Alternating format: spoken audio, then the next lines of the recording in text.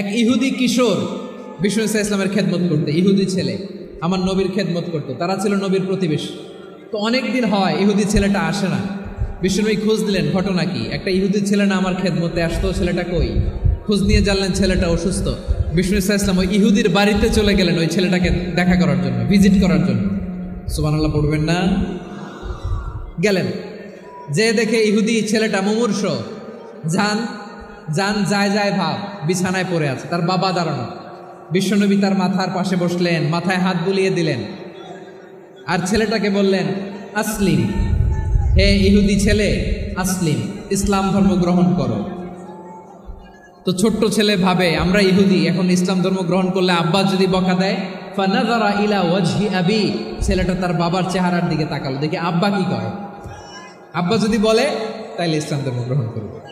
ইহুদি ছেলেটা তার বাবার দিকে যখন তাকালো, ওর বাবা বলে, আতি আবুল কাসিম, আবুল কাসিম যা বলে তাই করো। আবুল কাসিম হচ্ছে বিষ্ণু ইসলামের একটা কুনিয়াত, উপনাম।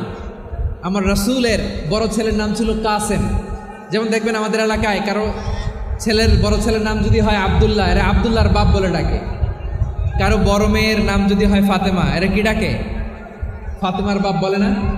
তো বিষ্ণু ইসলামের বড় ছেলের নাম ছিল কাসেম। ইহুদি বাবা বলল, আতি আবুল কাসেম, আবুল কাসেম যা বলে তাই শোনো, মানে মোহাম্মদ যা বলে তাই শোনো। এই কথা শুনে ছেলে সাহস পাইছে, ছেলে আবার পড়তে আরম্ভ করলো, আশহাদু আল্লাহ ইলাহা ইল্লাল্লাহ ও আশহাদু আন্না মুহাম্মাদার রাসূলুল্লাহ, পড়েন আল্লাহু আকবার। বিশ্বনবীর আহ্বান শুনে ওই আহ্বানে সাড়া দিয়ে ইহুদি ছেলে শাহাদা পড়ে মুসলমান হয়ে গেল। তার হৃদয়টারে ইমানের নূর দিয়ে আলোকিত করে দিল কে? প্রিয় ভাইরা, এবার রাসূল সাল্লাল্লাহু আলাইহি ওয়াসাল্লাম বের হয়ে আসলেন ঘর থেকে, আর বললেন, আলহামদুলিল্লাহিল্লাযী আনকাযাহু মিনান নার, প্রশংসা সে আল্লাহর, যে আল্লাহ জাহান্নামে চলে যাচ্ছিল প্রায় এমন একটা লোককে মুহূর্তের মধ্যে কালেমায়ে শাহাদাতের বদৌলতে জান্নাতি বানায় দিলেন। আওয়াজ করে পড়েন সুবহানাল্লাহ। এই হাদিস থেকে আমরা কি শিখলাম? What is the moral of the story? এক নম্বর স্টোরি হলো, প্রতিবেশী ইহুদি হোক হিন্দু হোক, যাবেন, সুসম্পর্ক রাখবেন, উপহার দিবেন, বিপদে পাশে দাঁড়াবেন, তাইলেই তো আপনাদের প্রতি, মুসলমানদের প্রতি তারা আকৃষ্ট হবে, ঠিক কিনা বলেন? আপনি যদি হিন্দুদের সাথে বৌদ্ধদের সাথে নাই মিশেন, নাস্তিকের কাছে নাই যান, তো ইসলামের সৌন্দর্যটা ওরা বুঝবে কেমনি? আমার অনেক হিন্দু পরিচিত ভাই আছে, ওরা আমাদের ইফতারের প্রোগ্রামে এসে একসাথে ইফতারি করে। অনেক মদখোর আমার সাথে বসে একসাথে ডিনার করে, হাফ প্যান্ট পরা, গলায় স্বর্ণের চেইন, হাতে স্বর্ণের ব্রেসলেট, আইসা আমার সাথে ডিনার করছে, আছে এরকম। গাঁজাখোর, আমি বলে, আসো, ওয়েলকাম টু মাই ডিনার, আসো বসো। বসলেই তো আমি ওর ডিএনএ, চিন্তার ডিএনএ চেঞ্জ করে দেওয়ার সুযোগ পাবো, চিল্লায় বড়, ঠিক কিনা? আসতে হবে আমার কাছে। Hour door is open, the door of Islam is open 24/7। সব সময় আমাদের ইসলামের দরজা আমার অমুসলিম ভাইদের জন্য খোলা আছে না নেই? এই হাদিস থেকে দুইটা শিক্ষা। এক নম্বর শিক্ষা, প্রতিবেশী মুসলিম হোক অমুসলিম হোক, যান, অসুস্থ হইলে একটু আপেল নিয়ে যান, আঙ্গুর নিয়ে যান, কমলা নিয়ে যান, তাদের সাথে ভালো আচরণ করেন।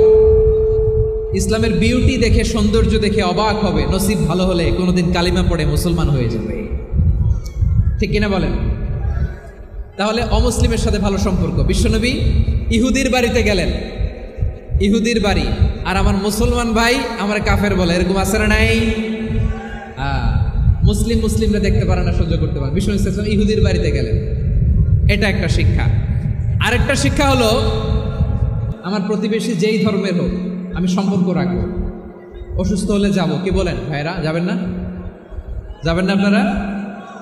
আচ্ছা, 2 নম্বর শিক্ষা হলো, বিষ্ণু ইসলামের খাদেম ছিল ইহুদি, এতদিন খেদমত করলো, একদিনও বিশ্বনবী ওরা কালিমার দাওয়াত দেয় নাই।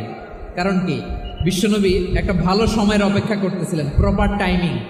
দাঈর কাজ হচ্ছে দাঈ ইলাল্লাহ, সে হচ্ছে সুযোগ সন্ধানী।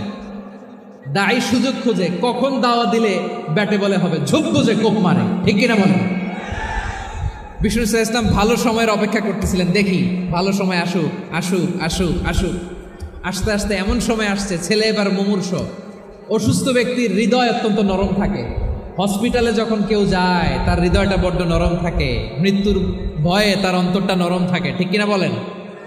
এই প্রপার টাইমিং এর অপেক্ষা করতেছিলেন। যখনই টাইমিং পেয়েছেন, দাওয়াত দিলেন, পড়ো লা ইলাহা ইল্লাল্লাহ, সুবহানাল্লাহ পড়েন সবাই। বিষ্ণু ঈসা ইসলাম মক্কাতে কিংবা মদিনাতে অন্য ধর্মের লোকদের সাথে খুব পিসফুলি লাইফ লিড করেছেন। হোক মুশরিক, হোক খ্রিস্টান, হোক ইহুদি, বিশ্বনবী সবার সাথে মিলেমিশে ছিলেন। আলহামদুলিল্লাহ বলেন। ইসলাম হচ্ছে পিসফুল রিলিজিয়ান। অন্য ধর্মের প্রতি সহনশীলতার সবক ইসলাম আমাদেরকে দেয়।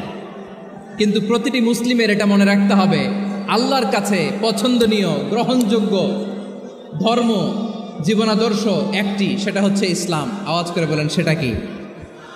লালমনিরহাটের ভাইয়েরা আওয়াজ করে বলুন, আল্লাহর কাছে মনোনীত ধর্ম একটি, সেটা কি? এজন্য রব্বুল আলামিন বলেন, ইন্নাদ-দীনা ইনদাল্লাহিল ইসলাম, আল্লাহর কাছে মনোনীত গ্রহণযোগ্য অ্যাকসেপ্টেড ধর্ম মতাদর্শ একটা, সেটা হলো ইসলাম। ইসলাম ছাড়া অন্য কোনো ধর্ম যদি কেউ তালাশ করে, তার ওই ধর্ম আল্লাহ গ্রহণ করবে না।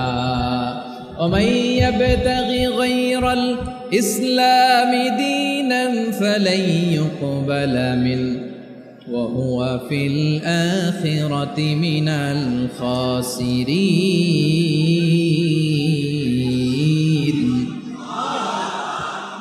Whoever seek anything except Islam, that won't be accepted from him, and he will be loser in the day of judgment. কিয়ামতের দিন ইসলাম ছাড়া কেউ যদি অন্য কোনো ধর্ম তালাশ করেছে দুনিয়াতে, তার এই মতাদর্শ গ্রহণ করা হবে না।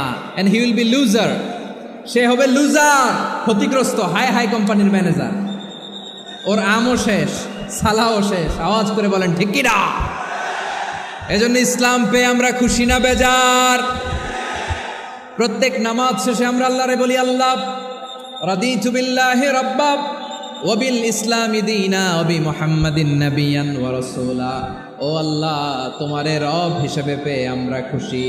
ও আল্লাহ, ইসলামকে ধর্ম হিসেবে পেয়ে আমরা খুশি। বিশ্বনবীকে আমাদের রাসূল পেয়ে আমরা খুশি। ঠিক কিনা বলেন? ইসলাম ছাড়া অন্য কোনো ধর্ম আমরা গ্রহণ করব না। ঠিক কিনা বলেন? আল্লাহর কাছে অ্যাকসেপ্টেড রিলিজিয়ান একটা, সেটা ইসলাম। তো বিশ্বনবী সাল্লাল্লাহু আলাইহি ওয়াসাল্লাম মক্কাতে কিংবা মদিনাতে খুব পিসফুলি এক্সিস্ট করেছেন, যে কোনো ধর্মের সাথে মিলেমিশে চলেছেন। তার প্রমাণ আমরা যদি রাসূল সাল্লাল্লাহু আলাইহি ওয়াসাল্লামের বায়োগ্রাফির দিকে তাকাই, তাহলে দেখব তিনি মুশরিকদের সাথে পিস ট্রিটি করেছেন, শান্তি চুক্তি, পিস ট্রিটি, পিস এগ্রিমেন্ট।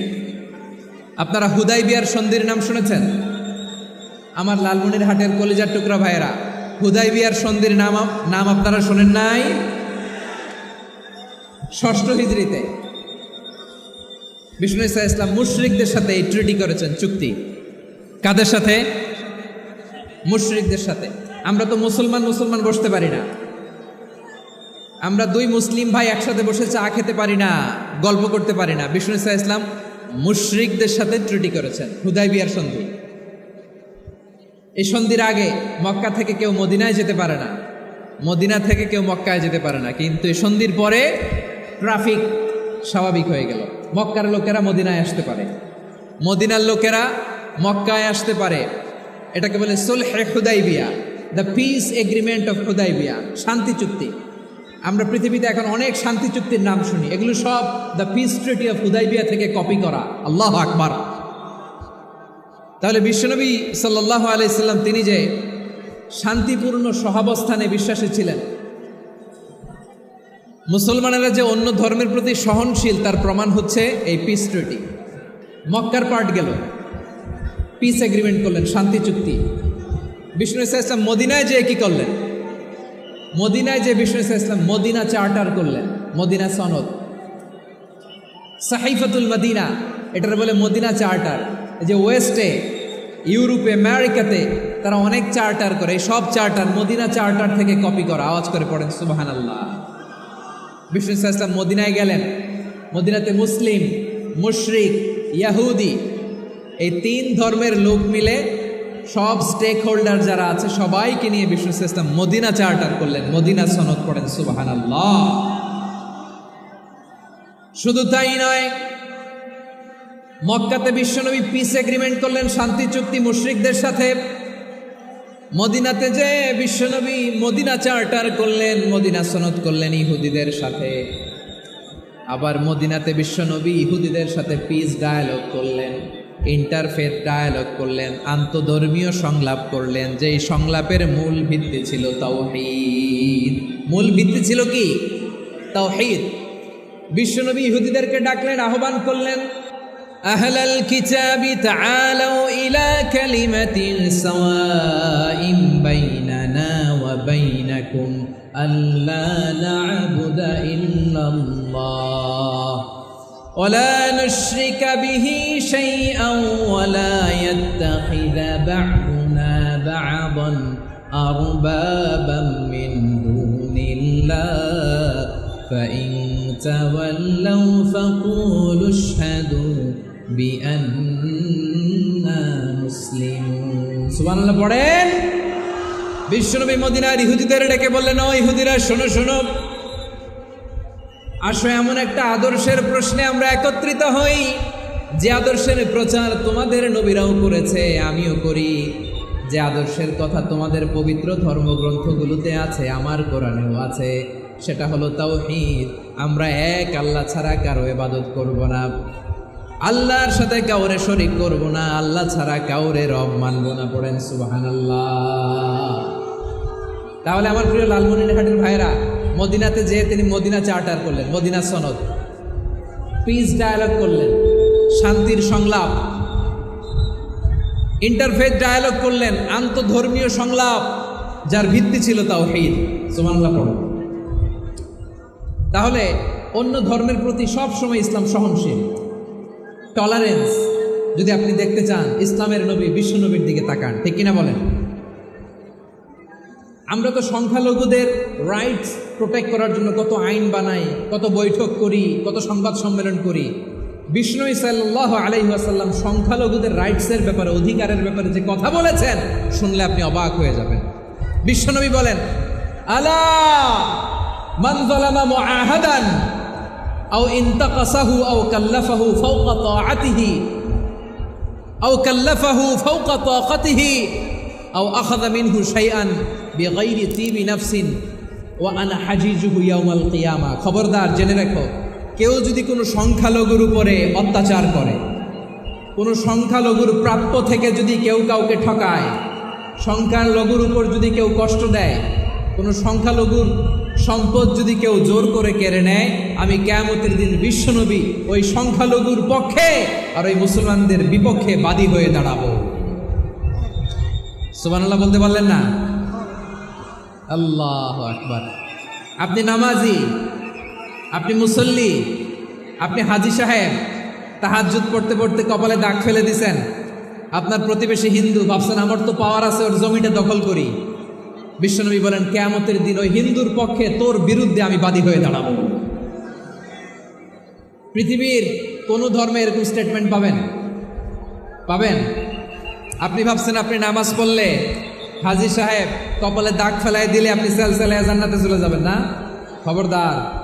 বিশ্বনবী বলেন, কোনো সংখ্যালঘুর উপর যদি কেউ আক্রমণ করে, তার প্রাপ্য তাকে না দিয়ে যদি তাকে ঠকায়, তার উপর জুলুম করে, তার সম্পদ যদি কেড়ে নেয়, আমি নবী, তুমি মুসলিম হইতে পারো, মুসল্লি হইতে পারো, তার পক্ষে তোমার বিপক্ষে আল্লাহর দরবারে বাদী হয়ে দাঁড়াবো। আচ্ছা লালমনিরহাটের ভাইরা, কথা বুঝতে পারলে আওয়াজ করে উত্তর দেন। বিশ্বনবী যদি কারো বিপক্ষে দাঁড়ায় কিয়ামতের দিন, আই রিপিট, আমি আবারও বলছি, বিশ্বনবী যদি কিয়ামতের দিন কারো বিপক্ষে দাঁড়ায়, ও তো সেলসেলায়া জান্নাতি, জান্নাতি না? যে নবীর সুপারিশ ছাড়া জান্নাতের গেটও দেখা যাবে না, ওই নবী যদি বলে তোর বিপক্ষে আমি বাদী হয়ে দাঁড়াবো, ওই জান্নাতে আর ঢুকার কোনো সুযোগ আমাদের থাকবে?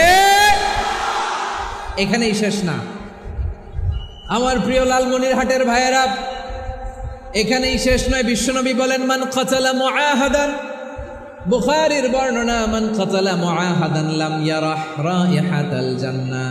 কেউ যদি, কোনো মুসলিম যদি অন্যায়ভাবে কোনো সংখ্যালঘুকে হত্যা করে, কোনো হিন্দুকে হত্যা করে, কোনো বৌদ্ধরে হত্যা করে, অন্যায়ভাবে কোনো মুসলিম যদি কোনো সংখ্যালঘুরে হত্যা করে, জান্নাতে যাওয়া তো দূরের কথা, ওই মুসলিম জান্নাতের ঘ্রাণও পাবে না। সেই বুখারীর বর্ণনা, মান কাতালা মুআহাদান লাম ইয়ারাহ রাইহাতাল জান্নাহ ওয়া ইন্না রিহাহা লা ইউজাদু মিন মাসিরাতি 40 আমা, যে জান্নাতের ঘ্রাণ 40 বছর দূরের রাস্তা থেকেই পাওয়া যায়। সুবহানাল্লাহ। প্রিয় ভাইরা, এখান থেকে জান্নাতে পৌঁছতে লাগবে 40 বছর। এত দূর, কত বছর? সবাই বলেন কত বছর? এখান থেকে জান্নাতে পৌঁছতে লাগবে 40 বছর। এত দূরে থাকতেই জান্নাতের ঘ্রাণ আপনার নাকে এসে ধাক্কা মারবে।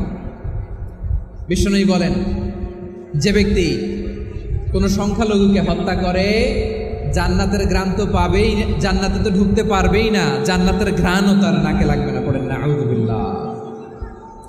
তাহলে সংখ্যালঘুদের ব্যাপারে ইসলামে অধিকার দেয়া আছে না নাই? লালমনিরহাটের ভাইয়ের আওয়াজ করে বলেন, আমার সংখ্যালঘু হিন্দু ভাইদের রাইটস, অধিকার আমাদের ইসলামে প্রোটেক্টেড আছে না নাই? এখানেই শেষ না। বিষ্ণু ইসলাম আপনার অমুসলিম প্রতিবেশীর সাথে ভালো আচরণ করতে বলেছে। আমাদের হয় না এটা মুসলিম পাড়া, ওটা বৌদ্ধ পাড়া, হয় না? অনেক সময় হয় না এটা আমাদের মুসলিম পাড়া, ওইটা হিন্দু পাড়া, এরকম আছে না নাই? লালমনিরহাটে নাই না? আছে? হিন্দু যদি আপনার প্রতিবেশী হয় কি করবেন? ওরে কষ্ট দিবেন নাকি? কেন? ও তো হিন্দু, ও তো আমার আল্লাহরে ডাকে না, ওরে কষ্ট দিলে জায়েজ হবে না? খবরদার। বিষ্ণু ইসলাম বলেন, মান কানা ইউমিনু বিল্লাহ ওয়াল ইয়াউমিল আখির ফালিউকরিম জারাহ, যে আল্লাহ বিশ্বাস করে আর আখিরাতে বিশ্বাস করে সেজন্য প্রতিবেশীর সাথে ভালো আচরণ করে। সুবহানাল্লাহ। কলিজা জুড়ায় যায় না আমার নবীর কথাগুলো শুনলে? যে আল্লাহ বিশ্বাস করে, যে আখিরাতে বিশ্বাস করে সেজন্য প্রতিবেশীর সাথে ভালো আচরণ করে। এখানে বলছে মুসলিম প্রতিবেশী বলছে, নামাজি প্রতিবেশী বলছে, আল্লাহওয়ালা প্রতিবেশী বলছে না। প্রতিবেশী আস্তিক হোক নাস্তিক হোক, প্রতিবেশী মুমিন হোক মুশরিক হোক, প্রতিবেশী হইলেই তার সাথে ভালো আচরণের দরকার আছে না নাই? আমার প্রিয় লালমনিরহাটের ভাইয়েরা, বিষ্ণু ইসলাম ওনার ইহুদি প্রতিবেশীদের দেখাশোনা করতেন। আওয়াজ করে বলেন কোন প্রতিবেশী? ইহুদি। এক ইহুদি কিশোর বিষ্ণু ইসলামের খেদমত করতে, ইহুদি ছেলে আমার নবীর খেদমত করতো, তারা ছিল নবীর প্রতিবেশী। তো অনেক দিন হয় ইহুদি ছেলেটা আসে না।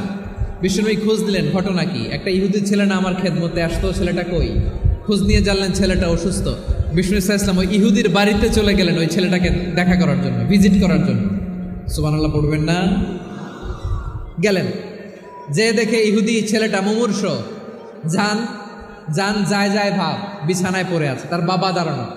বিশ্বনবী তার মাথার পাশে বসলেন, মাথায় হাত বুলিয়ে দিলেন, আর ছেলেটাকে বললেন আসলিম, হে ইহুদি ছেলে আসলিম, ইসলাম ধর্ম গ্রহণ করো। তো ছোট্ট ছেলে ভাবে আমরা ইহুদি, এখন ইসলাম ধর্ম গ্রহণ করলে আব্বা যদি বকা দেয়, ফানাযারা ইলা ওয়াজহি আবি, ছেলেটা তার বাবার চেহারার দিকে তাকালো, দেখি আব্বা কি কয়। আব্বা যদি বলে তাইলে ইসলাম ধর্ম গ্রহণ করবে।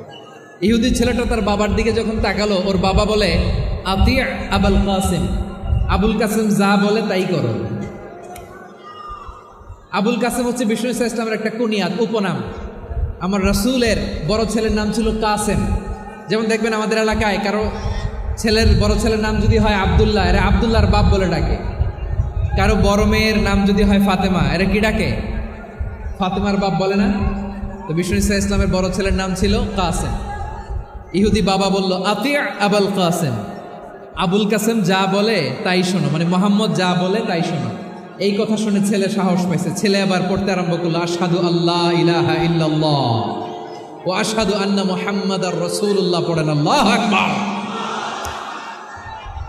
বিশ্বনবীর আহ্বান শুনে ওই আহ্বানে সাড়া দিয়ে ইহুদি ছেলে শাহাদা পড়ে মুসলমান হয়ে গেল। তার হৃদয়টারে ঈমানের নূর দিয়ে আলোকিত করে দিল কে? প্রিয় ভাইরা, এবার রাসূল সাল্লাল্লাহু আলাইহি ওয়াসাল্লাম বের হয়ে আসলেন ঘর থেকে, আর বললেন আলহামদুলিল্লাহিল্লাযী আনকাযাহু মিনান নার।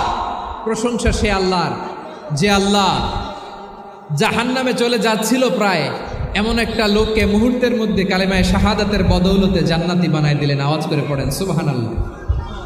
এই হাদিস থেকে আমরা কি শিখলাম? What is the moral of the story? এক নম্বর স্টোরি হলো, প্রতিবেশী ইহুদি হোক হিন্দু হোক, যাবেন, সুসম্পর্ক রাখবেন, উপহার দিবেন, বিপদে পাশে দাঁড়াবেন, তাইলেই তো আপনাদের প্রতি, মুসলমানদের প্রতি তারা আকৃষ্ট হবে, ঠিক কিনা বলেন? আপনি যদি হিন্দুদের সাথে বৌদ্ধদের সাথে নাই মিশেন, নাস্তিকের কাছে নাই যান তো ইসলামের সৌন্দর্যটা ওরা বুঝবে কেমনে? আমার অনেক হিন্দু পরিচিত ভাই আছে, ওরা আমাদের ইফতারের প্রোগ্রামে এসে একসাথে ইফতারি করে। অনেক মদখোর আমার সাথে বসে একসাথে ডিনার করে, হাফ প্যান্ট পরা, গলায় স্বর্ণের চেইন, হাতে স্বর্ণের ব্রেসলেট, আইসা আমার সাথে ডিনার করছে, আছে এরকম। গাঁজাখোর, আমি বলে আসো, welcome welcome to my dinner, আসো বসো। বসলেই তো আমি ওর ডিএনএ, চিন্তার ডিএনএ চেঞ্জ করে দেওয়ার সুযোগ পাবো, চিল্লায় বলো ঠিক কিনা? আসতে হবে আমার কাছে। Our door is open, the door of Islam is open 24/7। সব সময় আমাদের ইসলামের দরজা আমার অমুসলিম ভাইদের জন্য খোলা আছে না নেই? এই হাদিস থেকে দুইটা শিক্ষা। এক নম্বর শিক্ষা, প্রতিবেশী মুসলিম হোক অমুসলিম হোক, যান, অসুস্থ হইলে একটু আপেল নিয়ে যান, আঙ্গুর নিয়ে যান, কমলা নিয়ে যান, তাদের সাথে ভালো আচরণ করেন। ইসলামের বিউটি দেখে, সৌন্দর্য দেখে অবাক হবে, নসিব ভালো হলে কোনোদিন কালিমা পড়ে মুসলমান হয়ে যাবে, ঠিক কিনা বলেন?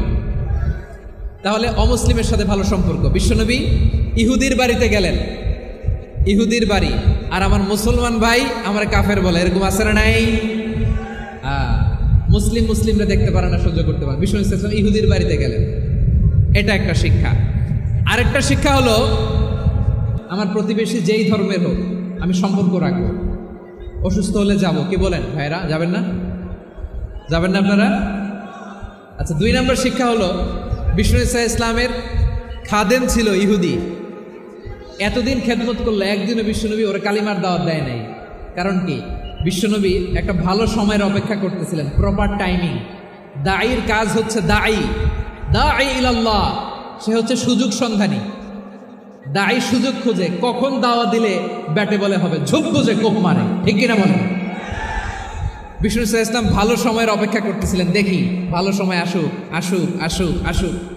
আস্তে আস্তে এমন সময় আসছে, ছেলে এবার মুমূর্ষ। অসুস্থ ব্যক্তির হৃদয় অত্যন্ত নরম থাকে। হসপিটালে যখন কেউ যায় তার হৃদয়টা বড্ড নরম থাকে, মৃত্যুর ভয়ে তার অন্তরটা নরম থাকে, ঠিক কিনা বলেন? এই প্রপার টাইমিং এর অপেক্ষা করতেছিলেন। যখনই টাইমিং পেয়েছেন দাওয়াত দিলেন, পড়ো লা ইলাহা ইল্লাল্লাহ, সুবহানাল্লাহ পড়েন সবাই। তাহলে ইসলাম অমুসলিম প্রতিবেশীর সাথে ভালো আচরণ করতে বলে। ইসলাম অমুসলিম মাতা পিতার সাথেও ভালো আচরণ করতে বলে। মাতা পিতা যদি অমুসলিম হয় তারা ফেলে দিতে পারবেন? পারবেন? আমার লালমনিরহাটের ভাইয়েরা, অনেক হিন্দু ছেলে আমাদের হাতে শাহাদা পড়ে মুসলিম হয়, কিন্তু ওর মা মুসলমান হয় নাই, বাবাও হয় নাই, এরকম আছে না নাই? তো ও হয়েছে মুসলিম, মা বাপ হিন্দু, এখন মা বাপ কি বাদ? হ্যাঁ, মা বাপ বাদ দেয়া যাবে? যেই মা আপনার 9 মাস 8 মাস পেটে ধারণ করলো, আপনার মায়ের নার ছেঁড়া ধন, আপনি ওই মারে বাদ দিতে পারবেন? যে মায়ের বুকের তাজা দুধ খেয়ে আপনি আজকে বাড়ন্ত তাজা তরতাজা, ওই মারে বাদ দেয়া যাবে? মায়ের এক ধারে দুধের দাম, কাটিয়া গায়ের চাম, পাপুষ বানাইলে ঋণের শোধ হবে না, এমন দরদি ভাবে কেউ হবে না আমার মাহা গো। মায়ের এক ধারে দুধের দাম, কাটিয়া গায়ের চাম, পাপুষ বানাইলে ঋণের শোধ হবে না, এমন দরদি ভাবে কেউ হবে না আমার মাহা গো, ঠিক কিনা? মাকে তো বাদ দেওয়া যায় না। وقضى ربك ألا تعبدوا إلا إياه وبالوالدين إحسانا। আল্লাহ বলে অবধারিত 2টা ভার্ডিক্ট তোমাদের জন্য, এক আল্লাহর ইবাদত করবা আর মা বাবার প্রতি ইহসান করবা। আদেশটাকা মা বাবার প্রতি ইহসান করতে হবে। আমার মা হিন্দু হোক ভালো আচরণ করতে হবে, বৌদ্ধ হোক ভালো আচরণ করতে হবে। আমার যে সমস্ত হিন্দু ভাইয়েরা মুসলিম হয়েছ, তোমাদের মা বাবা এখনো মুসলমান হয় নাই, তাদের সাথে ভালো আচরণ করতে হবে। আপনাদের খেদমত নিজে করতে হবে অথবা খেদমতের ব্যবস্থা করাই দিতে হবে। মান্থলি যে খরচ লাগে এটা দিতে হবে। আরে তুমি এখন মুসলিম, তোমার মা বাবা হিন্দু, এখনই তো সুযোগ ইসলামের সৌন্দর্য দেখানো। এখন মা বাবা যদি দেখে আরে এটা হিন্দু থাকতে তো বদমাইশ ছিল, বেয়াদব ছিল, কি এমন ধর্ম সে গ্রহণ করলো যেটা গ্রহণের সাথে সাথে সে পাল্টে গেল,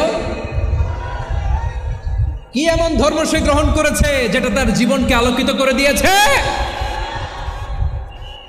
নসিব ভালো হলে তারাও কালিমা পড়ে মুসলমান হয়ে যাবে।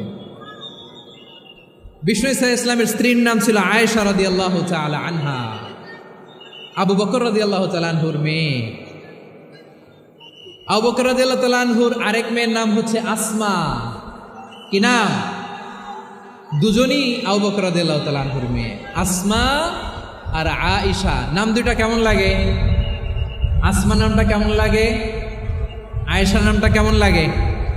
সবার ভালো লাগে নাই? নাম দুটো আপনাদের ভালো লাগে? লালমনিরহাটে অনাগত যদি কন্যা সন্তান হয়, যদি মনে চায় আসমা রেখে দিতে পারবেন, যদি মনে চায় আয়েশা রেখে দিয়েন। দেশে বিদেশে এয়ারপোর্টে রাস্তাঘাটে শুধু বলে হুজুর একটা নাম দেন, আমার ছেলের একটা নাম দেন, মেয়ের একটা নাম দেন। তো আমার মনে আছে যশোরের আবদিনের মাহফিলে আমি একটা দুটা নাম দিয়েছিলাম। আজকে লালমনিরহাটের এই প্রোগ্রামে কন্যা সন্তান যদি হয় দুটা নাম দিলাম, আসমা কিংবা আয়েশা। ইনশাআল্লাহ পড়েন। দুজন বোন, এক মায়ের না, বাবা এক মা দুজন। আয়েশা রাদিয়াল্লাহু তাআলা আনহার মায়ের নাম উম্মে রুমান, আর আসমা রাদিয়াল্লাহু তাআলা আনহার মায়ের নাম কুতাইলা বিনতে আব্দুল উজ্জা। আবু বকর রাদিয়াল্লাহু তাআলা আনহু 4টা বিয়ে করেছিলেন। একই ঘটনা ঘটেছে এই ফ্যামিলিতে। আসমা ইসলাম ধর্ম গ্রহণ করে মুসলিমা, কিন্তু তার মা কুতাইলা মুশরিকা। আই রিপিট, বোঝার জন্য আমি আবারও বলি, আসমা রাদিয়াল্লাহু তাআলা আনহা মুসলিমা, আর আসমার মা কুতাইলা, আওয়াজ করে বুঝে থাকলে বলেন, আসমার মা মুশরিকা। তার মানে মেয়ে মুসলিম, মা অমুসলিম, ভেজাল আসরা নাই। কিন্তু কুতাইলা আর ধৈর্য ধারণ করতে পারে না। নার ছেড়া ধন, কলিজার টুকরা ধন, কলিজার টুকরা সন্তান আসমারে দেখতে বড্ড মন চায়। সাইয়েদনা আসমা রাদিয়াল্লাহু তাআলা আনহা মক্কা থেকে হিজরত করে মদিনায় চলে গেলেন। হুদাইবিয়ার পর যখন মক্কা মদিনার ট্রাফিক স্বাভাবিক হলো, মক্কার লোক মদিনায় যায়, মদিনার লোক মক্কায় আসে। কুতাইলা কলিজার টুকরা সন্তান আসমারে দেখার জন্য কিছু উপহার নিয়ে বিশাল মরুপথ পাড়ি দিয়ে মক্কা থেকে মদিনায় যায়। সুবহানাল্লাহ বলেন। এখন মা আসছে মেয়ের সাথে দেখা করতে, মেয়ে তো আর দেখা দেয় না। মেয়ে ভাবছে আমার মা তো মুশরিকা, অপবিত্রা, তার সাথে কি দেখা দেয়া যাবে? বিশ্বনবীর দরবারে চলে গেলেন। সুবহানাল্লাহ বলেন। কি সৌভাগ্যবান ছিল তারা, মাসলা জানার দরকার হলেই নবীর দরবারে চলে যেত। ঘরে বউয়ের সাথে ঝগড়া হলে নবীর দরবারে চলে যেত। অনেক সাহাবী বলে আমার পেটে ক্ষুধা লাগলেও আমি নবীর কাছে চলে যেতাম, কারণ নবীর চেহারার দিকে তাকালেই আমার পেটের ক্ষুধা মিটে যেত। সাইয়েদনা আসমা রাদিয়াল্লাহু তাআলা আনহা বিশ্বনবীর কাছে চলে গেলেন, যে বললেন ইয়া রাসূলুল্লাহ ইয়া হাবিবাল্লাহ ইন্না উম্মি কাদিমাতুন ইলাইয়া ওয়া হিয়া রাগিবা। আমার মা মক্কা থেকে অনেক দূর মরুর পথ পাড়ি দিয়ে উপহার সামগ্রী নিয়ে মদিনায় আমার সাথে দেখা করতে এসেছে গো নবী। আমার জানতে বড্ড ইচ্ছে হয় আমি আমার মুশরিকা মায়ের সাথে একটু দেখা করতে পারবো কিনা। আফা আসিলুহা, আগে যেমনি আমি আমার মায়ের সাথে ভালো আচরণ করতাম, যেমনি আমি আমার মায়ের সাথে সদাচরণ করতাম গো নবী, এখন আমি মুসলিমা, মা মুশরিকা, এখনো কি আগের মতো সদাচরণ করতে পারবো নাকি? বিশ্বনবী বললেন নাম সিরিহা, হ্যাঁ রে আসমা, অবশ্যই অবশ্যই, আগে ঠিক যেমন তুমি তোমার মায়ের সাথে ভালো আচরণ করতে, এখনো তেমনি আগের মতো ভালো আচরণ করবা। আওয়াজ করে পড়েন সুবহানাল্লাহ। কি ইসলাম আমরা পেয়েছি! কত ব্রড মাইন্ডেড আমাদের ইসলাম, কত ওপেন মাইন্ডেড ইসলাম, কত ওপেন আপ করতে পারে, চিন্তা করতে পারে। বিষ্ণু বললেন হ্যাঁ অবশ্যই, নাম সুলিহা, আগে যেমনি ভালো আচরণ করছো আসমা, এখন ওই রকমই করো, পারলে আরো বাড়ায় করো। সুবহানাল্লাহ বলেন। তাহলে আমার যে হিন্দু ভাইয়েরা, হিন্দু বোনেরা, ইমানের বদৌলতে দৌলতে আপনি ধন্য হয়েছেন, আপনার আম্মা আব্বা এখনো মুসলমান হয় নাই, তাদের জন্য দোয়া করেন, তাদের জন্য দোয়া করেন, আল্লাহ যেন তাদেরকেও ইমানের দৌলত দান করেন। আমরা সবাই পড়ি আমিন, আরো জোরে পড়েন আমিন। এখন বলেন, ইসলাম কি ন্যারো মাইন্ডেড রিলিজিয়ান না ব্রড মাইন্ডেড? লালমনিরহাটের যুবক ভাইয়েরা আওয়াজ করো, ইসলাম কি ন্যারো মাইন্ডেড না ব্রড মাইন্ডেড? কতটা ব্রড মাইন্ডেড দেখেন। বিশ্বনবী সাল্লাল্লাহু আলাইহি সাল্লাম। অমুসলিমরা যদি নবীকে উপহার দিত, ওই উপহারও বিশ্বনবী গ্রহণ করতেন। সুবহানাল্লাহ পড়েন। আপনার অমুসলিম বন্ধু যদি উপহার দেয়, সেটাও আপনি নিতে পারবেন, যেটা নেওয়া জায়েজ। কিন্তু আপনার বন্ধু যদি আপনার মদের বোতল দেয়, নিতে পারবেন? হ্যাঁ, মদের বোতল দিলে পারবেন না। আপনার বন্ধু যদি আপনার পর্ক দেয়, পর্ক, শূকরের গোশত মিশ্রিত কোনো খাবার, ওটা নিতে পারবেন না। হালাল যে কোনো জিনিস নিতে পারবেন। বিশ্বনবী সাল্লাল্লাহু আলাইহি ওয়াসাল্লাম অমুসলিমদের দেয়া হাদিয়া গ্রহণ করতেন। কেমন নবী ছিলেন? আমার নবীরে চিনে নেন, আমার নবীর অ্যাটিটিউড জেনে নেন। বিশ্বনবী সাল্লাল্লাহু আলাইহি ওয়াসাল্লাম যখন কোনো জনপদে যেতেন, 3টা অপশন নিয়ে যেতেন। প্রিয় ভাইয়ের, আওয়াজ করে বলতে হবে, কোনো জনপদে গেলে আমার নবীর অপশন থাকতো কয়টা? আমার মতো 3 আঙ্গুল উঁচু করে দেখান আর বলুন, আমার নবী কোনো জনপদে গেলে কয়টা অপশন নিয়ে যেতেন? 1 নম্বর অপশন, আসলিম তাসলাম। নতুন এলাকায় গেলে বলতেন আসলিম তাসলাম, ইসলাম ধর্ম গ্রহণ করো, শান্তিতে থাকবা, আমার ভাই হয়ে যাবা, আমরা ভাই ভাই। ইসলাম মানো, আমরা ভাই ভাই। অপশন নাম্বার কত? 1। যদি বলে না ইসলাম মানবো না, ওকে, অপশন নাম্বার 2, মুসলিম হওয়ার দরকার নাই, লা ইকরাহা ফিদ্দিন, ইসলামে কোনো বাড়াবাড়ি নাই। খ্রিস্টান আসো থাকো, বৌদ্ধ আসো থাকো, ইহুদি থাকতে চাও থাকো, কিন্তু আমরা যেহেতু রিজিওনাল সুপার পাওয়ার, আমাদের আন্ডারে থাকো, ট্যাক্স দিয়ে থাকো, এটার বলে জিজিয়া। আলেম যারা আছেন বুঝবেন, এটার আরবিতে কি বলে? জিজিয়া। You pay us the tax, we will give you the security. তোমরা ট্যাক্স দিবা, আমরা সিকিউরিটি দিব, আমাদের আওতায় থাকবা, কেউ তোমাদেরকে আক্রমণ করতে পারবে না, আমরা নিরাপত্তা দিব। সুবহানাল্লাহ বলেন। এটা অপশন নাম্বার কত? আচ্ছা, বুঝে থাকলে বলেন, 1 নম্বর অপশন কি ছিল? ইসলাম।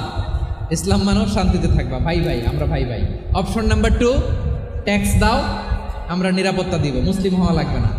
এখন 1 নম্বরও মানে না, 2 নম্বরও মানে না, মুসলিম হব না, ভালো, খ্রিস্টান থাকো, ট্যাক্স দাও, আমরা সিকিউরিটি দিব না, এটাও মানি না। বিষ্ণু বলেন, তাহলে তলোয়ার আমাদের আর তোমাদের মাঝে ফায়সালা করবে। মুসলিমও হবে না, ট্যাক্স দিবা, নিরাপত্তা দিব, আমরা সুপার পাওয়ার, আমাদের আন্ডারে থাকবে, এইটাও না। তাহলে তোমাদেরকে তো আমরা বিশ্বাস করতে পারি না, কখন না কখন বিশ্বাসঘাতকতা করো, কার সাথে মিলে হাত মিলাও, তলোয়ার আমাদের মাঝে ফায়সালা করবে। তখন তিনি জেহাদের সশস্ত্র সংগ্রামের ঘোষণা দিতেন। সুবহানাল্লাহ পড়েন। দেখেন, পশ্চিমারা জেহাদকে এইভাবে চিত্রায়িত করে না। ওরা জেহাদ বলতে বুঝায় তলোয়ার, হাত কাটো, গলা কাটো না। জেহাদ সশস্ত্র সংগ্রাম 3 নম্বরে। অধিকাংশ ক্ষেত্রেই বিশ্বনবীর সুন্দর আচরণ দেখে, আরে আমার নবীর যে নুরানি চেহারা, অনেকে তো কেবল সিরেফ চেহারাটা দেখেই কালিমা পড়ে মুসলমান হয়ে গিয়েছে। যারা মুসলিম হয় নাই, তারা তাদের ইসলামেই বলবৎ ছিল, ট্যাক্স দিয়ে ইসলামের আন্ডারে ছিল। যারা এটাও মানে নাই, ওইটাও মানে নাই, তাদের বিরুদ্ধে জেহাদ।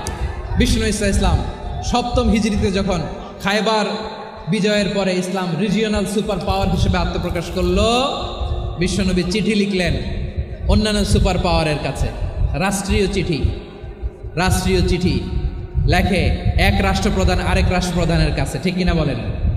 জানেন না আপনারা? এই যে 24-এর ছাত্র নাগরিক অভ্যুত্থানে, এই অভ্যুত্থান যখন শুরু হয়, আমি তখন সাউথ আফ্রিকাতে একটা স্ট্যাটাস দিয়েছিলাম, কোটা নয়, গোটা দেশ সংস্কার করা লাগবে।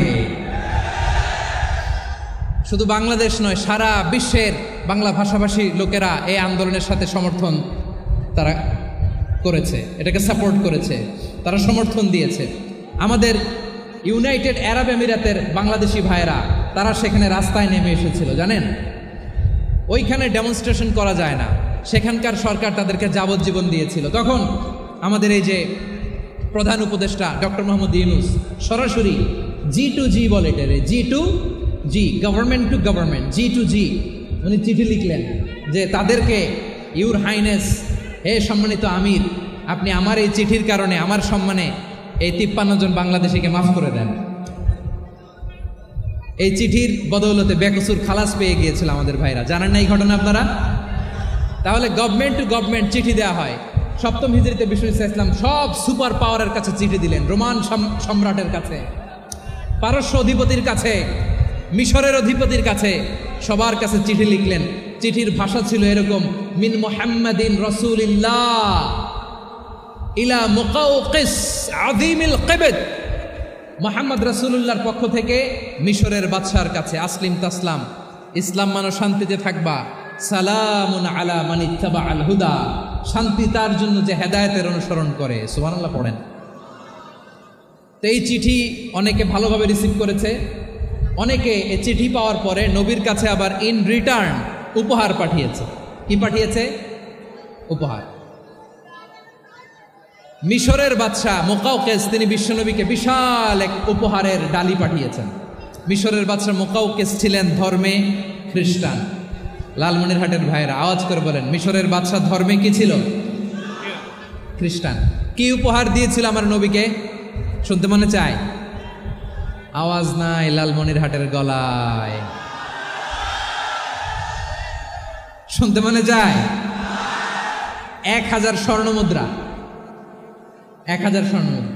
2টা খ্রিস্টান দাসী, একজনের নাম মারিয়া বিনতে শামউন আল কিবতিয়া, আরেকজনের নাম সিরিন বিনতে শামউন আল কিবতিয়া। একজন খ্রিস্টান দাস 20 থান কাপড় জামা বানানোর জন্য, আমরা নবী যেন সেলাই করে জামা বানাতে পারে এজন্য 20 থান কাপড়, 20 থান ফাইন গার্মেন্ট। সুবহানাল্লাহ পড়বেন না? এরপরে একটা গাধা যেটার নাম ছিল উফাইর, আর একটা খচ্চর, এটার নাম ছিল দুলদুল। খচ্চর চিনেন? গাধা আর ঘোড়ার ক্রসিংয়ে যে প্রাণীটা দুনিয়াতে আসে সেটার খচ্চর বলে। তো এই যে সুপার পাওয়ার খ্রিস্টান বাদশার কাছে নবী চিঠি লিখলেন, ওই খ্রিস্টান বাদশাহ আমার নবীকে উপহার দিল। বিশ্বনবী এই উপহারগুলো সানন্দে গ্রহণ করেছে। সুবহানাল্লাহ পড়বেন না? তাহলে অমুসলিম কেউ যদি আপনাকে উপহার দেয়, হালাল উপহার হলে আপনি গ্রহণ করতে পারবেন। অনুরূপভাবে পারস্যের বাদশাহ, রোম সম্রাট বিশ্বনবীকে উপহার পাঠিয়েছেন। আমার নবী সবগুলো উপহার গিফট গ্রহণ করেছেন। সুবহানাল্লাহ বলেন। তাহলে প্রিয় লালমনিরহাট আওয়াজ করে বলুন, ইসলাম কি ন্যারো মাইন্ডেড রিলিজিয়ন না ব্রড মাইন্ডেড? আম্মাজান আয়েশার কাছে মাসালা জানতে চায় মেয়েরা, হে আম্মাজান, অগ্নি উপাসকেরা তাদের ঈদের দিন নওরোজের সময় আমাদেরকে পাখি দেয়, নেওয়া যাবে? উনি বললেন, ওরা জবাই করে দিলে নেওয়া যাবে না, কিন্তু ওরা যদি ফলমূল এরকম খাবার দেয় এগুলো নেওয়া যাবে। তার মানে অমুসলিমদের দেয়া উপহার এটা গ্রহণ করা যায়। সুবহানাল্লাহ বলেন। শুধু তাই নয়, বিষ্ণু ঈসা ইসলাম অমুসলিমদের সাথে আর্থিক লেনদেনও করেছেন, ফিনান্সিয়াল ডিলিং করেছেন। অমুসলিমদের সাথে প্রয়োজনে আপনি ফিনান্সিয়াল ডিলিং করতে পারবেন। আমরা প্রায় দেখি বাজারের মিষ্টির দোকানগুলো আমার হিন্দু ভাইদের। লালমনিরহাটে মিষ্টির দোকান, দইয়ের দোকান কারা চালায়? হিন্দুরা চালায় না? তারপরে যে বারবার শপ, চুল কাটে যে নাপিত, অধিকাংশ নাপিতের দোকানে কারা? আমার হিন্দু ভাইরা। তা আপনি চুল কাটতে পারবেন কিনা? পারবেন কিনা বলেন? পারবেন। তার দোকান থেকে দই মিষ্টি কিনতে পারবেন কিনা? হ্যাঁ, আমার মুসলিম ভাইয়ের দোকান থাকলে ওইটারে আমি বেশি প্রায়োরিটি দিব, ঠিক কিনা? কিন্তু যদি তাদের সার্ভিস নিতে চান, প্রোডাক্ট নিতে চান, পারবেন। তার দলিল সহিহ বুখারী, আম্মা জান আয়েশা রাদিয়াল্লাহু তাআলা আনহা বলেন, ইশতারা রাসূলুল্লাহ সাল্লাল্লাহু আলাইহি ওয়াসাল্লাম মিন ইয়াহুদিন তুআমান ওয়া রাহানাহু দিরআহু মিন হাদিদ। রাসূল সাল্লাল্লাহু আলাইহি ওয়াসাল্লাম এক ইহুদির কাছ থেকে, কার কাছ থেকে? সবাই বলে নাই কার কাছ থেকে? আমার নবী, পেয়ারা নবী এক ইহুদির কাছ থেকে জব কিনেছিল। জব, বার্লি, যেটা দিয়ে রুটি বানায়। ওই জবের দাম দেওয়ার টাকা পয়সা নবীর কাছে ছিল না। ফলে নবী ওনার একটা পোশাককে মর্গেজ রেখেছিলেন, মর্গেজ, বন্ধক, যে এখন এটার দাম দিতে পারবো না, কয়েক কেজি বার্লি নিয়ে যাই আর বন্ধক হিসেবে আমার জামাটা রেখে গেলাম, যেদিন দাম দিব ওই দিন জামাটা ছুটায় নিয়ে যাব। সুবহানাল্লাহ পড়বেন না? বাকিতে নিছিলেন, বাকিতে। দিরআহু মিন হাদিদ, লোহার তৈরি বর্ম, মানে যুদ্ধের পোশাক, লোহা দিয়ে বানানো। বিশ্বনবী বললেন, কয়েক কেজি জব দাও, টাকাটা পরে দিব, এখন টাকা নাই, বন্ধক হিসেবে, মর্গেজ হিসেবে আমার জামা রেখে গেলাম, যখন টাকা দিব জামা ছুটায় নিব। আওয়াজ করে বলতে হবে সুবহানাল্লাহ। এ থেকে বোঝা গেল অমুসলিমদের সাথে ফিনান্সিয়াল ডিলিং করা যায়, অর্থনৈতিক লেনদেন করা যায়, কেনাবেচা করা যায়, প্রোডাক্ট কেনা যায়। এমনকি আমাদের মসজিদে নববীতে বারান্দায় আপনার একটা অটোমেটিক ফ্লাইং আমব্রেলা দেখছেন? সূর্য যখন বাড়ে মসজিদে নববীর বারান্দায় ইয়ার্ডের মধ্যে অটোমেটিক্যালি কিছু আমব্রেলা আছে, শাঁ করে খুলে যায়, আর সূর্যের তাপ লাগে না। আবার সন্ধ্যাবেলায় এই আমব্রেলাগুলো ওরা ক্লোজ করে ফেলে, দেখেন নাই না? দেখছেন? এই মসজিদে নববীকে সর্বোচ্চ উন্নত মানের কনস্ট্রাকশন ইনফ্রাস্ট্রাকচারে ডেভেলপ করার জন্য কর্তৃপক্ষ কিছু অমুসলিম ইঞ্জিনিয়ারের ডিজাইনারের সহায়তা নিয়েছিল। সুবহানাল্লাহ বলেন। কোন দলিলের ভিত্তিতে? এই দলিলের ভিত্তিতে যে বিষ্ণু ঈসা ইসলাম অমুসলিমদের সাথেও লেনদেন করেছেন। আওয়াজ করে বলতে হবে আল্লাহু আকবার। শুধু তাই নয়, ইন কেস অফ ইমার্জেন্সি, প্রয়োজনে ইসলামের খাতিরে ইসলামকে সামনের দিকে এগিয়ে নিয়ে যাওয়ার জন্য অমুসলিমদের সাপোর্ট নেওয়া জায়েজ আছে। সুবহানাল্লাহ বলেন। অমুসলিমদের সাপোর্ট নেয়া, তাদের থেকে অর্থ নেয়া, পলিটিক্যাল সাপোর্ট, পলিটিক্যাল অ্যাসাইলাম নেওয়া জায়েজ আছে। আমাদের অনেক বিশ্ববরেণ্য দায়ীরা আমেরিকায় অস্থায়ীভাবে অ্যাসাইলাম নিয়ে থাকে, নিজের দেশে গেলে ফাঁসিতে ঝুলাই দিবে। যুগ যুগ ধরে দায়ীদের উপর এরকম অত্যাচার আর নির্যাতন আছে না নাই? মিশরের অনেক দায়ীরা পাশ্চাত্যে যেয়ে থাকে, এই যে তারা পলিটিক্যাল অ্যাসাইলাম নিয়ে থাকে, রাজনৈতিক আশ্রয়ে, এটা জায়েজ আছে না? এটা যে জায়েজ আছে তার প্রমাণ স্বয়ং বিশ্বনবী সাল্লাল্লাহু আলাইহি ওয়াসাল্লাম পলিটিক্যাল সাপোর্ট নিয়েছিলেন অমুসলিমদের কাছ থেকে। সুবহানাল্লাহ বলেন। খুব মজাদার একটা ঘটনা, শুনবেন? আপনাদের আগ্রহ দেখে তো মনে হয় না শোনার ইচ্ছা আছে। আছে আছে, গলায় জোর আছে। লিল্লাহে তাকবীর, লিল্লাহে তাকবীর, নারে তাকবীর। মাশাআল্লাহ। আমার ভাইরা, বিশ্বনবীর বয়স তখন প্রায় 51 বছর। কত বছর? বিশ্বনবীর সবচেয়ে কাছের মানুষ খাদিজা রাদিয়াল্লাহু তাআলা আনহা ইন্তেকাল করেছেন। বিশ্বনবী বড্ড কষ্ট পেলেন, হৃদয়টা ভেঙে খান খান। যিনি ঘরের ভেতরে বিশ্বনবীকে সান্ত্বনা দিতেন, ভালোবাসা দিতেন, বাইরে গেলে কুরাইশরা বকাঝকা করে, অত্যাচার করে, কিন্তু আম্মাজান খাদিজা রাদিয়াল্লাহু তাআলা আনহা ঘরটারে এমন শান্তির নীড় বানায় রেখেছেন, এই ঘরের ভিতরে ঢুকলে বিশ্বনবীর কলিজাটা ঠান্ডা হয়ে যেত। এজন্য রব্বুল আলামিন বলেন, খাদিজা, ও আমার বান্দি খাদিজা, জান্নাতে এমন স্পেশাল একটা ঘর আমি তোমার জন্য রেডি করে রেখেছি। ওই ঘরের মধ্যে কোনো আওয়াজ নাই, ওই ঘরের মধ্যে কোনো নয়েজ নাই, ওই ঘরে কোনো বিশৃঙ্খলা নাই। কারণ মক্কার জমিনে আমার নবী কুরাইশদের বিশৃঙ্খলা, নয়েজ আর ঝামেলাগুলোকে উপেক্ষা করে যখন তোমার ঘরের ভিতরে ঢুকতো, ঘরটারে তুমি শান্তির নীড়, ঠান্ডা, নীরব, নিস্তব্ধ, নিঝুম আর শান্তির নীড় বানিয়ে রেখেছ। এজন্য জান্নাতে স্পেশাল একটা শান্তির নীড় আমি তোমারে উপহার দেব। ওই প্রিয়তমা স্ত্রী খাদিজা ইন্তেকাল করলেন, বিশ্বনবীর হৃদয় ভেঙে খান খান। আবার ওনার চাচা আবু তালেব ইন্তেকাল করলেন, যিনি পলিটিক্যাল শেল্টার দিতেন নবীকে। কে দিতেন? আবু তালেবের ভয়ে, বিশ্বনবীর এই চাচার ভয়ে কোনো মুশরিক নবীর গায়ে হাত দেওয়ার সাহস পায় নাই। এখন স্ত্রীও নাই, চাচাও নাই, নবীকে আশ্রয় দেওয়ার কেউ নাই, নবীর চারদিকে অন্ধকার। নবী এখন কই যাবেন? আমার পেয়ারা নবী নতুন স্টেশন খুঁজতেছেন, নতুন দাওয়াতি প্ল্যাটফর্ম খুঁজতেছেন। তিনি যায়েদ বিন হারেসা রাদিয়াল্লাহু তাআলা আনহুকে নিয়ে মক্কার পাশের একটা নেইবরিং সিটি তায়েফে চলে গেলেন। কোথায় চলে গেলেন? লালমনিরহাটের ভাইয়ের আওয়াজ করে বলেন, কোথায় গেলেন? তায়েফে চলে গেলেন দিনের দাওয়াত দেওয়ার জন্য। কি দেওয়ার জন্য? নাকি জমি কিনতে গেছিলেন? জমি কিনতে, দুনিয়ার যশ খ্যাতির জন্য, নিজের কোনো লাভের জন্য? তায়েফবাসীদেরকে জাহান্নামের আগুন থেকে বাঁচানোর জন্য। আওয়াজ করে বলতে হবে ঠিক কিনা? বিশ্বনবী বিশাল মরুপথ, পাহাড়ি পথ পাড়ি দিয়ে তায়েফের মরুজমিনে গেলেন কোরআনের দাওয়াত নিয়ে, ইমানের দাওয়াত নিয়ে।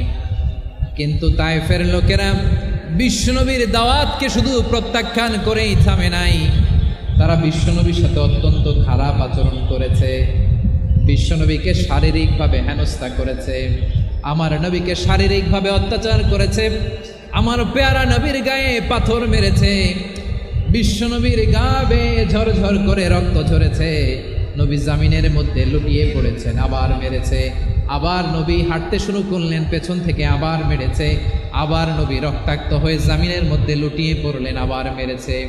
বিশ্বনবীর মতো এত সুশ্রী মানব, বিশ্বনবীর মতো এত শুভ্র মানব, বিশ্বনবীর মতো এমন চমৎকার দেহাবয়ব দিয়ে রব্বুল আলামিন কাউকে বানান নাই। এরকম চমৎকার মানুষটাকে তারা তায়েফের ওই জমিনে রক্তাক্ত করেছে। বিশ্বনবী দুনিয়ার কোনো স্বার্থের জন্য সেখানে যান নাই, নিজের কোনো লাভের জন্য, প্রাপ্তির জন্য যান নাই, তায়েফবাসীদের জাহান্নামের আগুন থেকে বাঁচাতে গিয়েছেন। ঠিক কিনা বলেন?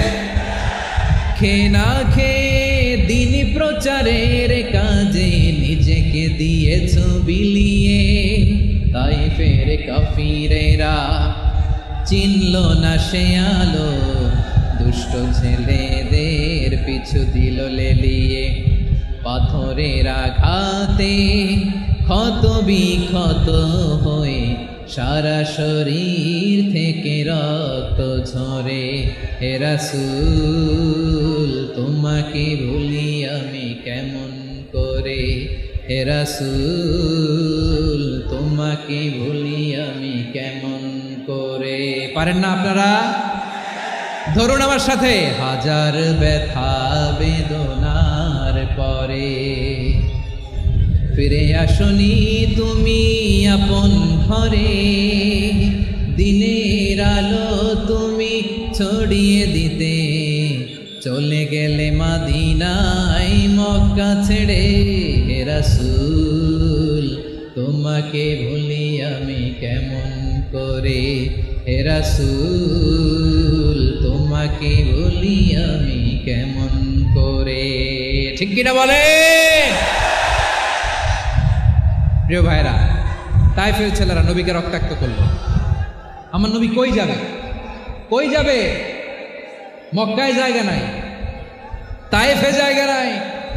তায়েফ থেকে ভারাক্রান্ত মন নিয়ে আমার নবী মক্কায় ফিরে আসলেন। বিশ্ব নবী মক্কায় ঢুকতে পারেন না।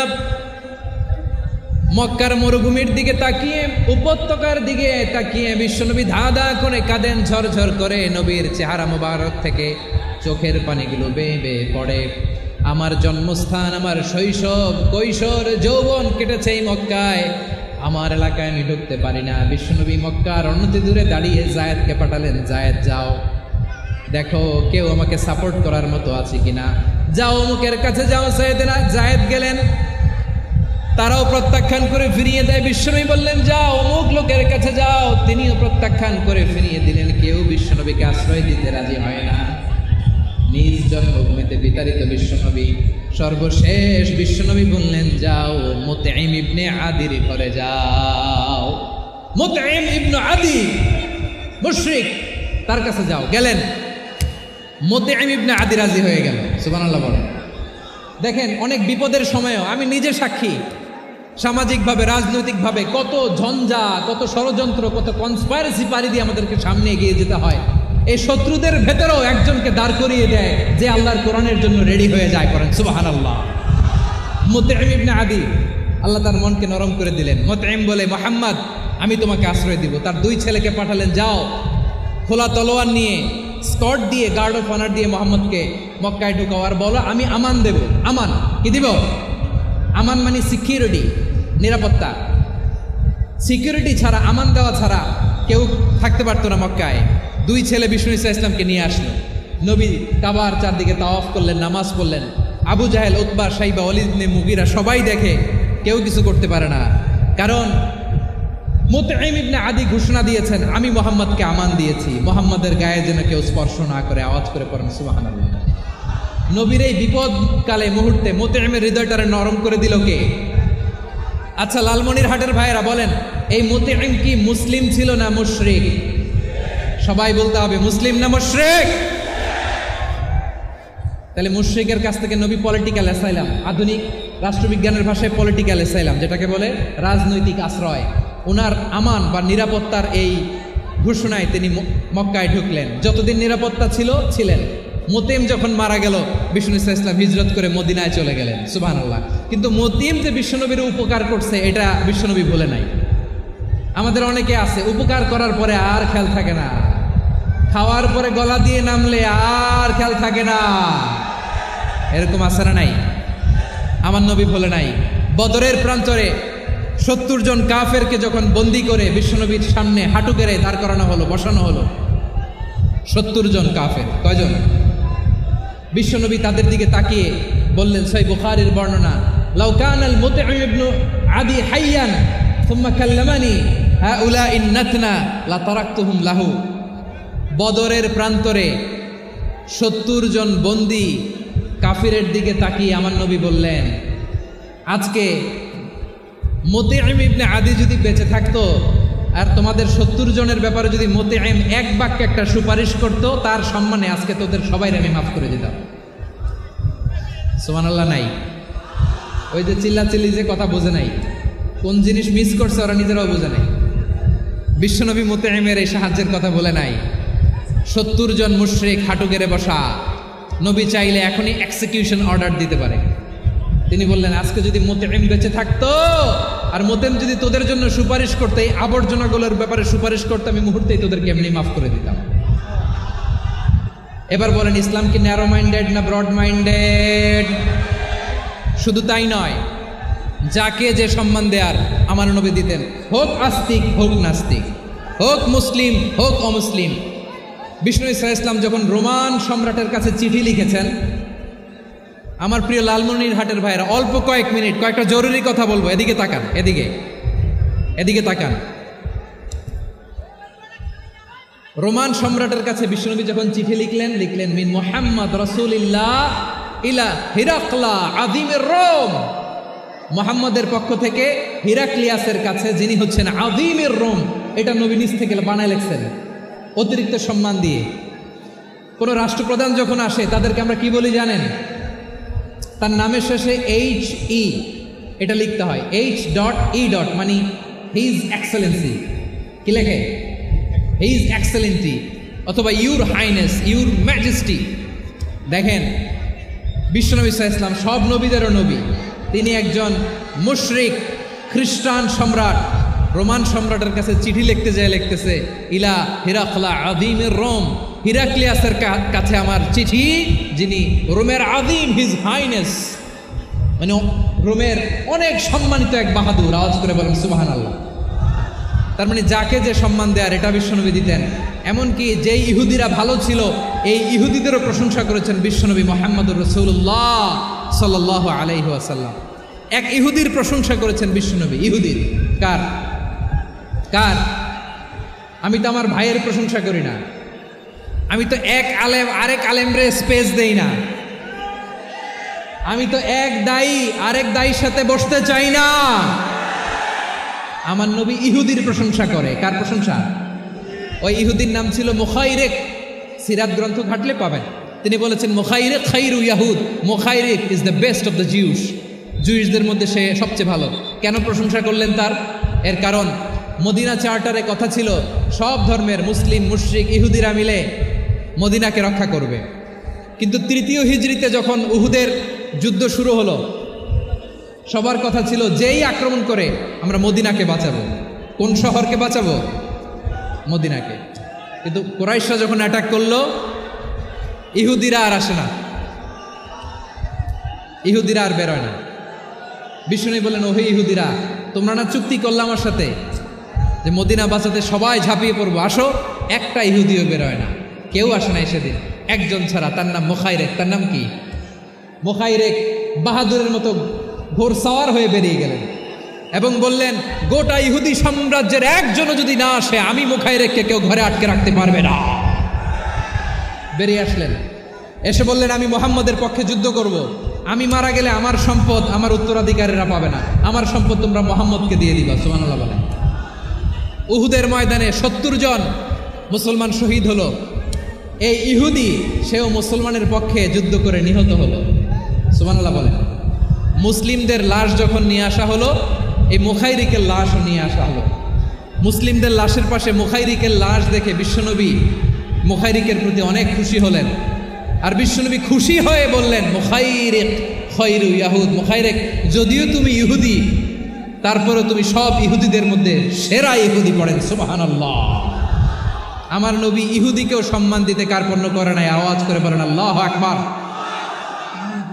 প্রিয় ভাইয়েরা, এবার সর্বশেষ আওয়াজ করে বলেন, ইসলাম কি ন্যারো মাইন্ডেড নাকি ব্রড মাইন্ডেড? সবাই বলেন, ন্যারো মাইন্ডেড না ব্রড মাইন্ডেড? এজন্য অমুসলিম হইলেই তারা আমাদের শত্রু নয়। শত্রু কারা? এই লালমনিরহাটের ভাইয়েরা শোনেন, শত্রু কারা? যে সমস্ত অমুসলিম আমাদেরকে নিশ্চিহ্ন করে দিতে চায়, যে সমস্ত অমুসলিম আমাদের ভূখণ্ড থেকে আমাদেরকে তাড়িয়ে দিতে চায়, যে সমস্ত অমুসলিম আমার ধর্ম নিয়ে তুচ্ছতাচ্ছিল্য করে চিল্লায় বলেন ঠিক কিনা, তারা আমাদের শত্রু। সাধারণ অমুসলিমরা আমার শত্রু নয়। এই যে হিন্দুরা থাকে এরা আমার ভাই, বৌদ্ধরা আমার ভাই, খ্রিস্টানরা আমার ভাই, ইহুদিরা আমার ভাই।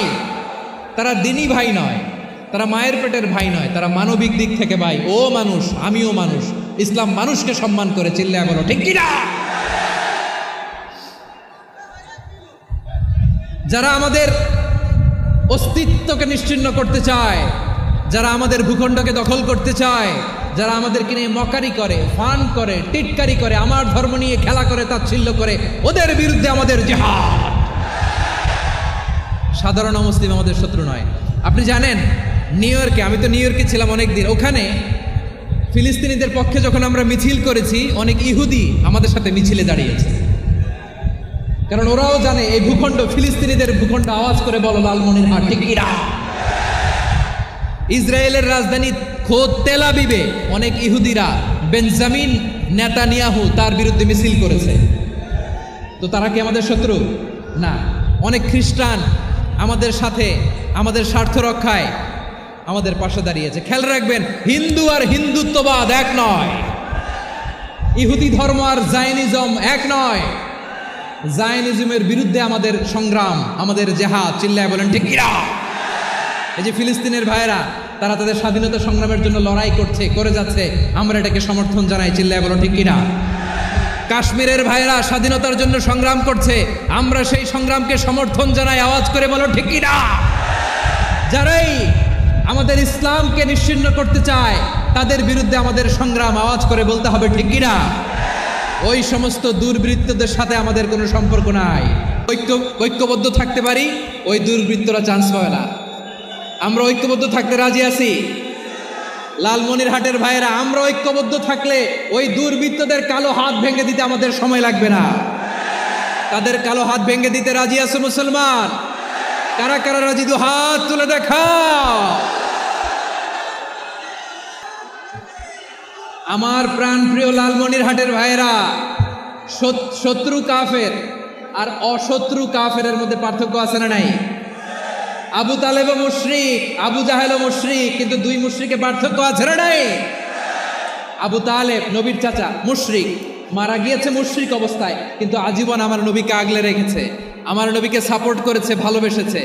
আবু জাহেল মুশরিক, মারা গিয়েছে মুশরিক হিসেবে, আজীবন আমার নবীর বিরুদ্ধাচরণ করেছে। আবু জাহেলের শক্তি, সামর্থ্য, স্ট্র্যাটেজি, প্ল্যান সব আমার নবীর বিরুদ্ধে ছিল।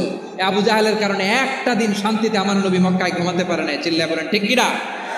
এজন্য রাব্বুল আলামিন বলেন, লা ইয়ানহাকুমুল্লাহু আনিল্লাযীনা লাম ইউকাতিলুকুম ফিদ-দীন ওয়া লাম ইউখরিজুকুম মিন দিয়ারিকুম আন তাবাররুহুম ওয়া তুকসিতু ইলাইহিম ইন্নাল্লাহা ইউহিব্বুল মুকসিতিন।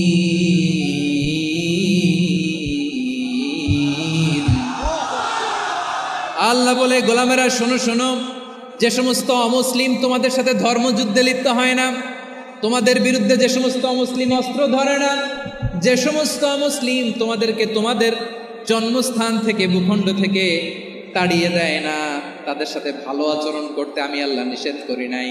তাদের সাথে সদাচরণে কোনো নিষেধাজ্ঞা নাই, বরং তাদের সাথে সদাচরণ করো, এটাই আমি আল্লাহ চাই। তাহলে আমার যে অমুসলিমরা আমাদের সাথে শত্রুতা করে না, তুচ্ছতাচ্ছিল্য করে না, আমাদের ভূমি থেকে আমাদেরকে উচ্ছেদ করতে চায় না, আমাদের বিরুদ্ধে অস্ত্র ধরে না, ওই অমুসলিম ভাইদের সাথে আমাদের কোনো দ্বন্দ্ব আছে? কোনো বিরোধ আছে? বরং আছে ভালোবাসা। বরং আছে কি? এই ভালোবাসা দিয়ে আমরা বিশ্ব জয় করব। রাজি আছে মুসলমান? আমাদের পুঁজি ভালোবাসা। আমাদের পুঁজি কি?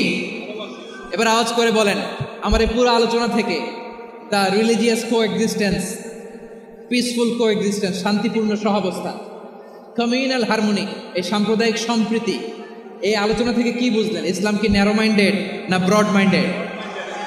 এই ব্রড মাইন্ডেড হৃদয় নিয়ে, ভালোবাসা দিয়ে আমরা বিশ্ব জয় করতে চাই। রাজি আছেন? আল্লাহ কবুল করুক, আমরা সবাই পড়ি আমিন।